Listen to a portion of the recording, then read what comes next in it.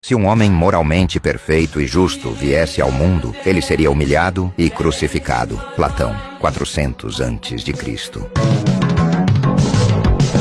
Você acredita que a justiça é admirada? Não seja ingênuo. A verdadeira justiça não agrada, ela ofende. O homem que se recusa a mentir, que não se vende e que vive pela razão, esse homem é perigoso. Ele não se curva, não participa do teatro e por isso o mundo o rejeita. Os ignorantes o chamam de arrogante, os corruptos de ameaça e os indiferentes apenas assistem em silêncio, mas ele não revida. Ele segue firme, mesmo sabendo que será odiado por aqueles que deveria salvar. E então virá a difamação, a humilhação e, por fim, a condenação.